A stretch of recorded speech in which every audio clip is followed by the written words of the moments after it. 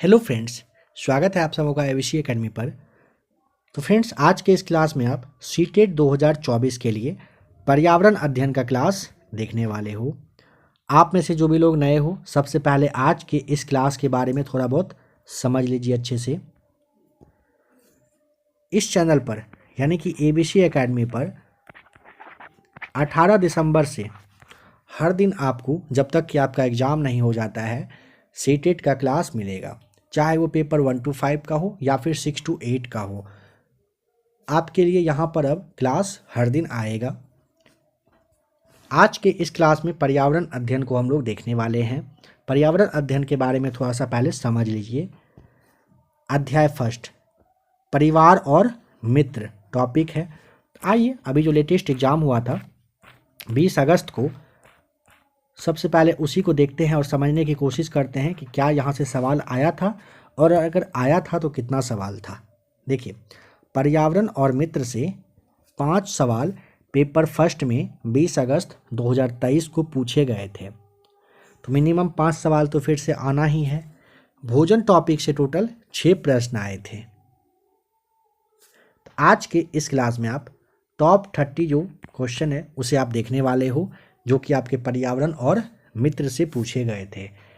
ध्यान रखना है आपको कि 2023 में जो एग्ज़ाम हुआ था, अभी आपका सीटेट हुआ था ना अगस्त में, 20 अगस्त को, तो 20 अगस्त तक में जितने भी सवाल इस टॉपिक से पूछे गए हैं, सारे प्रश्नों को आप यहाँ पर इस क्लास में देखने वाले हो।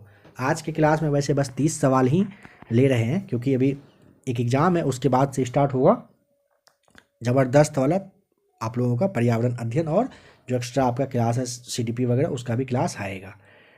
तो आप लोग यहाँ पर ध्यान रखिएगा। यहाँ पर एबीसी एकेडमी पर क्लास आना आपके लिए स्टार्ट हो चुका है। जो भी लोग नए जोड़ रहे हो, अगर आप 18 तारीख से पहले जोड़ रहे हैं तो आपको वेट करना है। जो भी लोग 18 तारीख के बाद जुड़े हैं, आप प्लेलिस्ट आकर के चेक करिए। यहाँ पर आपको ज़बरदस्त तरीके से सीटेट का तैयारी करवाया जा रहा है, और हर दिन क्लास आ रहा है और हर दिन क्लास आता रहेगा।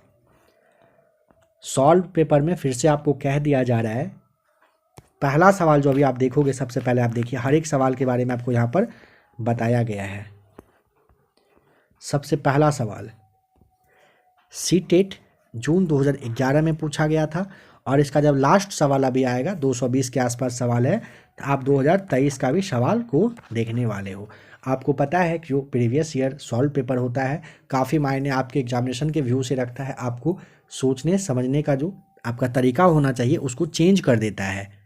तो इस पर पकड़ बनाना काफ़ी ज़्यादा इम्पॉर्टेंट है।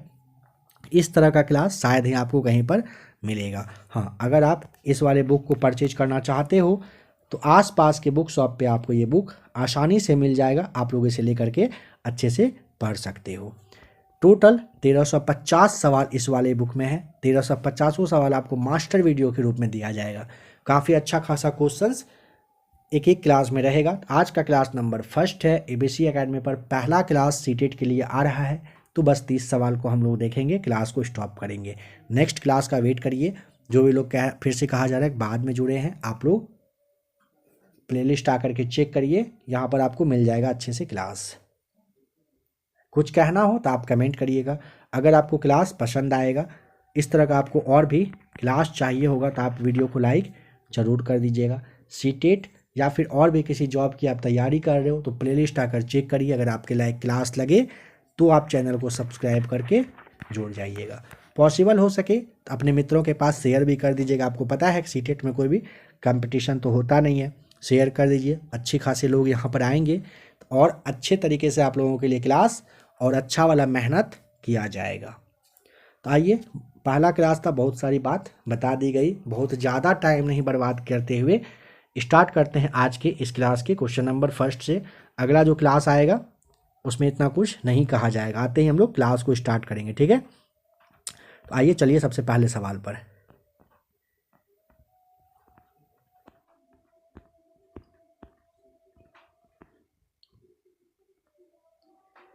एक पुरुष जिसका रक्त ओ है, एक ए रक्त वाली स्त्री से शादी करता है। आपको बताना है कि उसके बच्चे का जो रक्त समूह यानी कि ब्लड ग्रुप होगा ओ होने का कितना परसेंट चांस है, इसे आप याद कर लीजिएगा। नंबर थर्ड, 50% आपको बताना है। अगर एक पुरुष का ब्लड ग्रुप ओ है, महिला का, किसी एक महिला से शादी करता है जिसका कि ब्लड ग्रुप ए है, अगर पूछे कि ओ होने का चांस 50% आपको बताना होगा, ओ हो जाएगा। ठीक है। नंबर सेकेंड, बताइए भैंस की पीठ पर अक्सर बगुला, जिसे आप इग्रेट कहते हो, पक्षी बैठा दिखाई देता है। ऐसा इसलिए होता है क्योंकि बगुला क्या करता है बैठकर, याद करिए। ऑप्शन है, भैंस की पीठ पर परजीवी कीट खाता है, या फिर घास में पाए जाने वाले कीट को खाता है, या फिर भैंस की पीठ पर बैठकर गाना पसंद करता है, या नंबर 4, उड़ने के बाद थोड़ा सा आराम कर लेता है। बताइए क्या करता है। आपको यहाँ पर नंबर फर्स्ट बताना होगा, भैंस की पीठ पर परजीवी कीट को खाता है। ठीक है, कौन, तो बगुला यानी कि इग्रेट, ध्यान रखिएगा। नंबर थर्ड है, किसके नेतृत्व में चिपकू आंदोलन को बल मिला था। सही जवाब हो जाएगा नंबर सेकेंड, सुंदरलाल बहुगुणा के नेतृत्व में क्या हुआ था, चिपकू आंदोलन को बल मिला था। अब यहाँ पे एक आपको आरेख दिया गया है, अध्ययन करके आपको बताना है कि निम्न में से कौन से जीव जंतु को एक्स में रख सकते हो आप।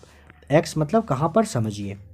जमीन पर रहने वाले जीव जंतु यहाँ पर है, पानी में रहने वाले यहाँ पर है, अंडे देने वाले यहाँ पर है। अब यह वाला जो पॉइंट है, ये वाला पॉइंट, यहाँ पर कौन सा जीव होगा आपको सोच कर बताना है। तो देखिए समझिएगा, यहाँ पर मगरमच्छ को आप रखेंगे, क्योंकि मगरमच्छ जमीन पर पानी में दोनों जगह रहते हैं, साथ ही साथ अंडा भी देते हैं। आपको यहाँ पर बताना होगा मगरमच्छ, सही जवाब। आते हैं नेक्स्ट क्वेश्चन नंबर 5 पर। इन सब में से बताइए किसके लिए। तो देखिए इस तरह के क्वेश्चन में आपको बता दिया जा रहा है पहले ही, अधिक ऑक्सीजन को पानी में घुलने देने के लिए मछली घर में हवा वाला पंप रखा जाता है। एक्वेरियम के बारे में कहा जा रहा है। ठीक है, थर्ड राइट आंसर है। समझेंगे यहाँ पर, कह रहे जब एक मछली को पहले से उबले लेकिन कमरे के तापमान पर ठंडे किए गए पानी से भरे एक्वेरियम में डाला जाता है तो मछली मर जाती है। फिर से समझिए, जब एक मछली को पहले से उबले लेकिन कमरे के तापमान पर ठंडे किए गए पानी से भरे एक्वेरियम में डाला जाता है तो वह मर जाती है। ऐसा इसलिए होता है क्योंकि मछली घर का पानी, नंबर 4, खनिज रहित होते हैं, बस इसी वजह से मर जाता है। याद रखिएगा, पानी को उबालने पर उसमें जो खनिज तत्व होता है वो नष्ट हो जाता है, यह तो आपको पता ही होगा। नंबर 7 है, सांपों के संदर्भ में सही कथन को चुनिए। ठीक है, सबसे पहला कथन क्या है देखते हैं। आशा है कि आपको अच्छे से दिख रहा होगा। पहला कथन है, हमारे देश में केवल 4 तरह के जहरीले सांप पाए जाते हैं। जी हाँ, सही है। नाम सुनिए, किंग कोबरा, रसल वाइपर, तीसरा आता है सा स्केलेड वाइपर, चौथा आता है कॉमन क्रेट। ठीक है, नाग यानी कि कोबरा के बारे में कहा जा रहा है कि जहरीले सांपों का एक प्रकार है। हाँ, सही है। नंबर 3 है, जहरीले सांप के 4 खोखले दांत होते हैं। जब सांप किसी व्यक्ति को काटता है तो जहर इन खोखले दांतों से उसके शरीर में चला जाता है। कथन गलत है। नंबर 4 पर ध्यान दें, कह रहा है सांपों के कांटे की दवाई सांप के जहर से ही बनाई जाती है। बिल्कुल सही है। दवाई का नाम हो सकता है फ्यूचर में आपसे पूछ लिया जाए तो पॉलीवैलेंट आपको बताना होगा, पॉलीवैलेंट सीरम। ठीक है, आइए नेक्स्ट क्वेश्चन पर। बहुत ही अच्छा सवाल है। एक पश्मीना शॉल लगभग बताइए कितने साधारण स्वेटर के बराबर गर्म होती है तथा एक साधारण पश्मीना शॉल को बुनने हेतु कितने घंटे का समय लगता है? तो यहाँ पर आप 10 साधारण स्वेटर के बराबर गर्म होता है बताना है, और इसको तैयार करने में, बुनने में कितना, तो 200 घंटे का समय लगता है, याद रख लीजिएगा। आइए 9 नंबर पर। तो ऑप्शन आपने देख लिया, सी आपको ठीक करना होगा। नेपेंथीज एक ऐसा पौधा है जो मेढकों, कीड़े मकोड़ों और चूहे जैसे छोटे जीवों को अपने अंदर फांस कर खा जाता है। हमारे देश में यह पौधा कहाँ पर पाया जाता है? नंबर 4, मेघालय में आपको बताना होगा पाया जाता है। नीचे दिए गए कर्तव्य या फिर उत्तरदायित्व है, इसका अध्ययन करिए और आपको बताना है सही कथन क्या है। सही कथन अब किस सेंस में है, सबसे पहले इसे समझ लीजिए। आशा है कि आप समझ गए होंगे। माउंटेनियरिंग के ग्रुप लीडर के बारे में बताना होगा। माउंटेनियरिंग जो किया जाता है उसका जो ग्रुप लीडर होता है उसका क्या क्या काम है बताइए। नंबर 1, अन्य लोगों का सामान उठाने में मदद करना, सही है। पूरे ग्रुप के पीछे आगे चलना कह रहा है, छोड़ दीजिए इसे। जो चल ना पाए उसे रुकने के लिए कहना। फिर आप साथी के बीमार होने पर उसका ध्यान रखना और सबके लिए खाने पीने का इंतजाम करना, ठीक है। नेक्स्ट है रुकने और आराम करने के लिए अच्छी जगह ढूंढना। हाँ, नंबर ई सही है, नंबर डी आपका यहाँ पर सही है और नंबर ए आपका सही है।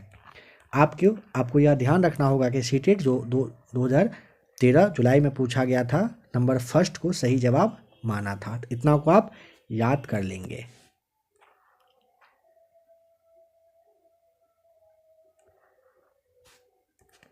रात में जागने वाले जानवर हर जीव को किस रंग में देखते हैं? केवल लाल रंग में, केवल लाल में, या फिर हरे में, या फिर केवल काली और सफ़ेद में, या फिर केवल हरे रंग में देख सकते हैं, बताइए।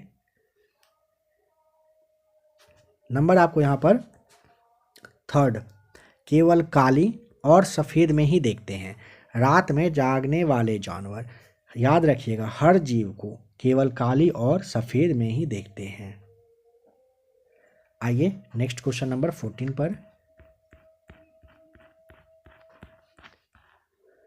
हाथियों के झुंड के बारे में सही कथन को चुनिए।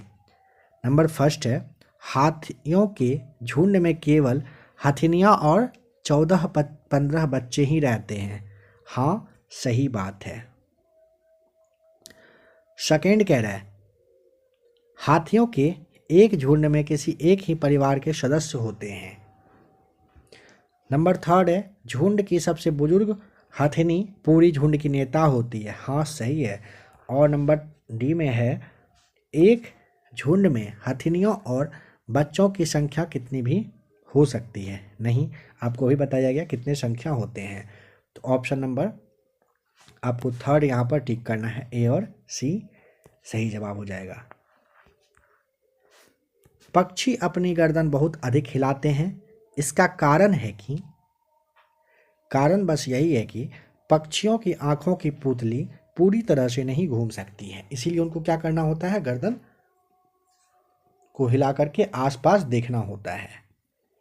नंबर 14 है नलिनी कक्षा 3 के शिक्षार्थियों को जानवर हमारे साथी प्रकरण से परिचित करवाना चाहती है।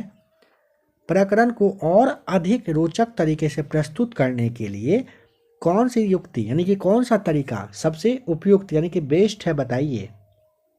ऑप्शन आपके सामने है। शिक्षार्थियों को पाठ्य पुस्तक में जानवरों के लिए चित्रों को देखने के लिए कहिए, मतलब सही है यह भी, लेकिन आगे देखते हैं। विभिन्न जानवरों के चित्रों को प्रदर्शित करने वाले चार्ट का प्रयोग करना, ठीक है। विभिन्न जानवरों के चित्रों को श्यामपट्ट पर बनाना, ठीक है।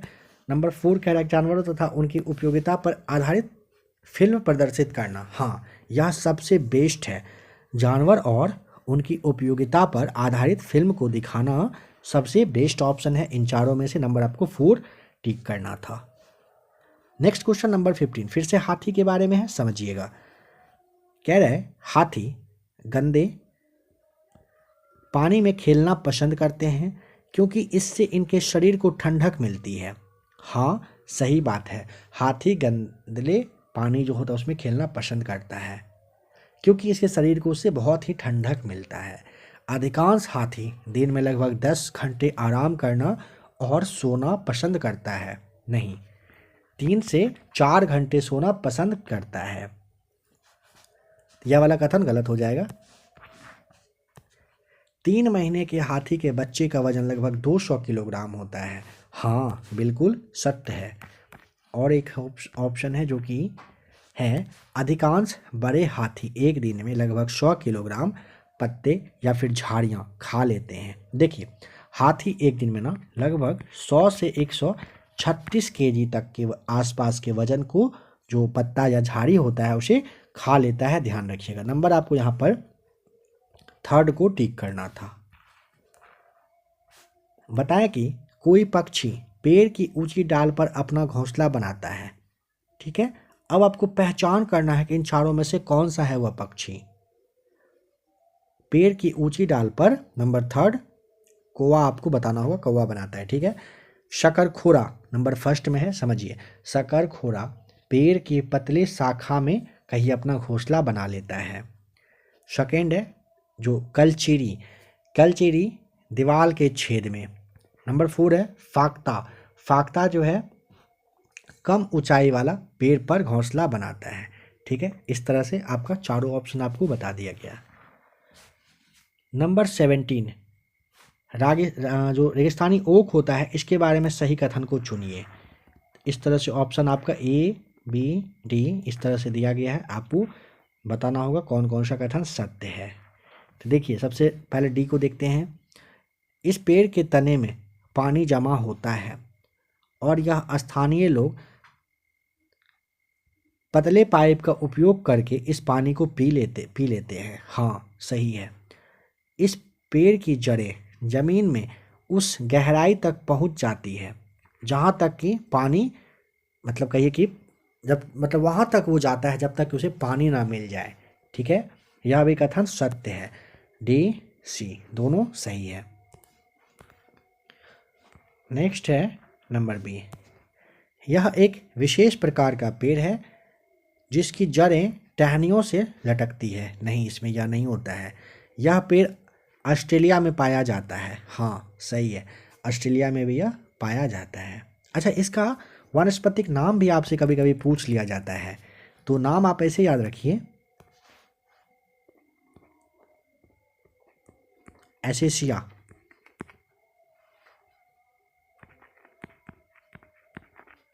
कोरियासिस। ठीक है, एसेसिया कोरियासिस इसका नाम होता है। किसका नाम? राजस्थानी ओक, यानी कि डिजर्ट ओक इसे कहते हैं। तो ऑप्शन नंबर आपने देखा नंबर 17 का, सेकेंड ए सी और डी राइट आंसर है। कुछ जानवर रात में जागते हैं। ये जानवर हर चीज को रंग में देखते हैं। शीट 8 फरवरी 2014 में यह सवाल पूछा गया था। काला और सफ़ेद में आपने अभी देखा था। चलिए, इस सवाल को रहने दीजिए, लास्ट में इसके बारे में आपको बता दिया जाएगा। ठीक है, क्लास जब खत्म होगा ना ये वाला टॉपिक, तब लास्ट में देखेंगे। आइए नेक्स्ट क्वेश्चन को देखते हैं।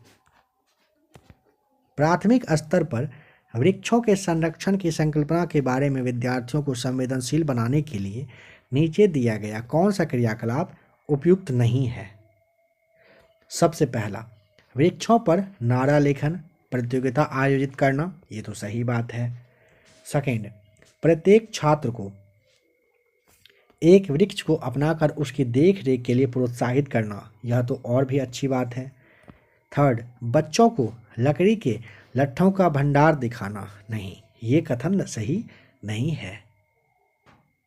ठीक है, नेक्स्ट है, वृक्षों पर पोस्टर बनाने की प्रतियोगिता को आयोजित करें, हाँ, यह भी सही है। तीसरा वाला अपना ऑप्शन मिल चुका है। नंबर 21, ब्रेल लिपि के बारे में नीचे दिए गए कथन का अध्ययन करिए और सही कथन क्या है बताइए। 4 ऑप्शन आपके सामने है। सबसे पहला क्या है देखते हैं ब्रेल लिपि के बारे में। ब्रेल को मोटे कागज पर बिंदु बनाकर लिखा जाता है। सही है।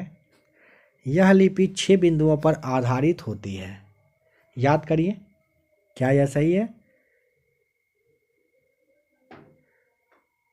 नेक्स्ट है, बिंदुओं की पंक्तियां किसी नुकीले औजार से बनाई जाती है और इसे उभरे बिंदुओं पर हाथ फेरकर पढ़ा जाता है। हाँ, बिल्कुल सही है। बिंदुओं की पंक्तियां किसी नुकीले औजार से बनाई जाती है। बिल्कुल सही है। ऑप्शन आप यहां पर 6 बिंदुओं पर आधारित है। ठीक है, तो यहां पे आप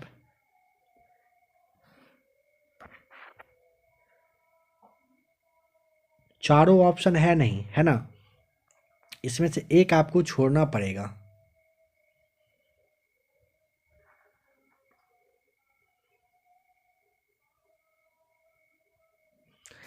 देखिए, सीटेट फरवरी 2014 में यह सवाल पूछा गया था। ऑप्शन नंबर फर्स्ट को यहाँ पर राइट आंसर माना गया है, ध्यान रखिएगा। ठीक है, पहला, तीसरा और चौथा को।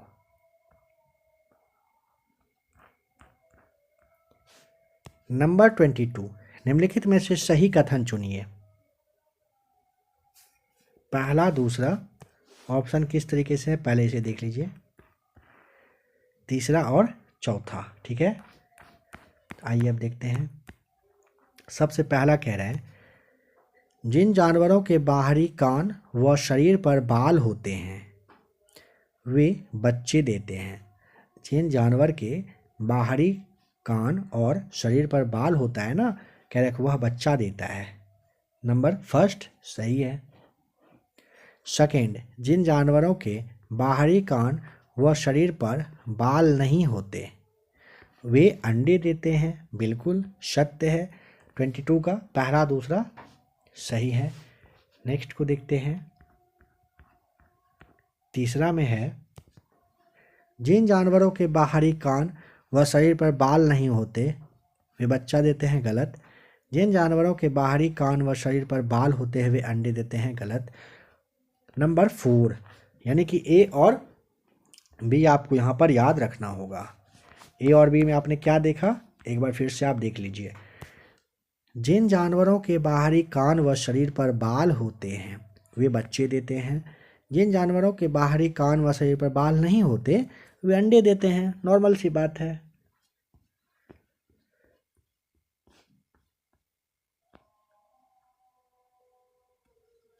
हाथियों के विषय में नीचे दिया गया कौन सा कथन सही है?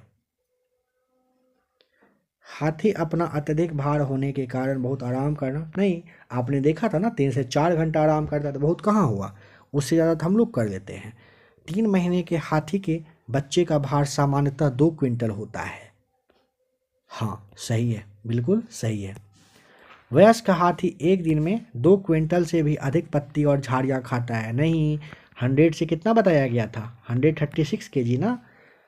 हाथी दिन में 8 से 10 घंटे सोते हैं, तो आपको बताया गया था 3 से 4 घंटे। ऑप्शन नंबर आपको यहाँ पर सेकेंड सही जवाब बताना है। अब नंबर 24 को देखिए। ब्रेल लिपि में मोटे कागज पर उभरे हुए बिंदु होते हैं, यह लिपि आधारित होती है। यहाँ पे आपको सेकेंड सीटेट सितंबर 2014 में सवाल आया था और 6 बिंदु पर सही माना था। अभी आपने देखा था कि 6 वाले को हम लोगों ने छोड़ दिया था, रीजन क्या था, सीटेट ने जो माना था वो आपको बता दिया गया। डाउट इसमें नहीं रखना है, 6 बिंदु एकदम सही है।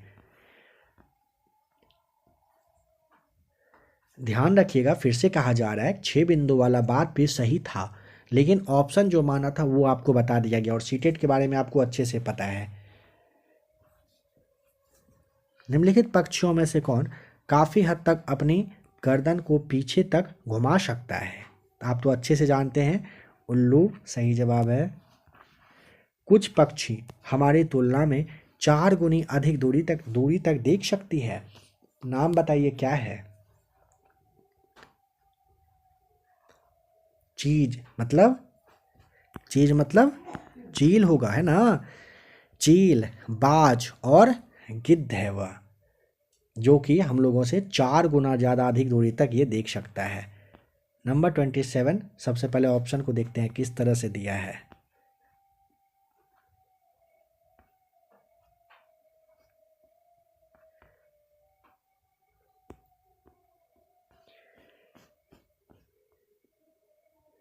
देखिए, कक्षा 3 के शिक्षार्थियों को हमारे दोस्त पक्षी प्रकरण पढ़ाते समय नलिनी नीचे दी गई पद्धति का प्रयोग करती है।